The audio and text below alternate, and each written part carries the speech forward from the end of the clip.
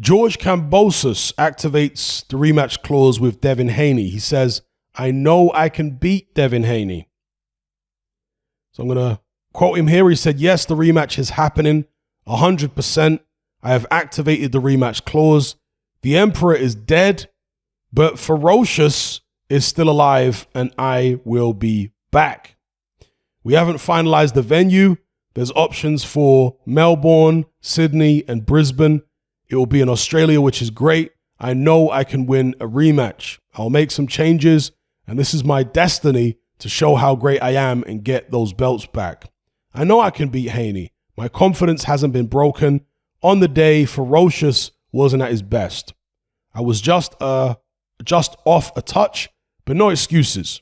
He did what he had to do with his jab. He is a smart operator, but I have to be smarter at my game plan next time. I am blessed to get the shot again, and not many Australian boxers can say they've had 3 world title fights in a row. I shocked Lopez to win the belts. I lost them to Haney, but now I'll be working on a game plan to get the belts back. I have the eye of the tiger again.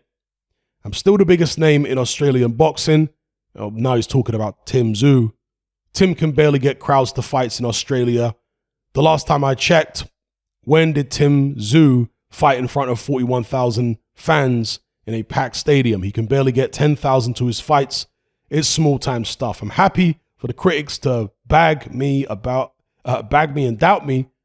I'm very happy with my life. No one can take away the fact I made it to the top. I conquered the world. And I'll be looking to get those belts back from Haney in our rematch. Okay. You can't blame Kambosos for taking the rematch, for activating the rematch clause. He did lose comprehensively, but he wasn't beaten up. He didn't get destroyed. And therefore, it makes sense that he would take this opportunity. Why put a rematch clause in the contract if you're not actually going to take advantage of it, if you're not being beaten up? You know, it's not even like the AJ Alexander Usyk fight where AJ got hurt and towards the end of the fight, it looked like he could get stopped. It wasn't like that for Kambosos. He got comprehensively outboxed, but really Haney used one hand in the fight. It was just a jab. So I can fully understand why Kambosos wants to go straight back in there, try and make it a war, etc., etc. Now, for the fans, it's obviously not the greatest scenario. We'd like to see Devin Haney kick on and fight, I don't know, the Lomachenkos of the world, the Tank Davises, the Ryan Garcias, maybe even Teofimo Lopez.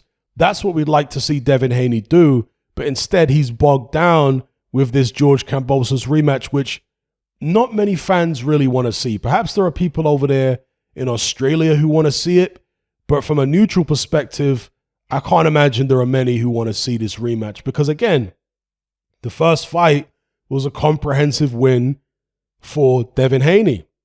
George Kambosos didn't win many rounds in there. But as I say, from Kambosos' perspective and his team's perspective, I fully understand why they're taking the fight. Didn't get beat up first time, did get outboxed.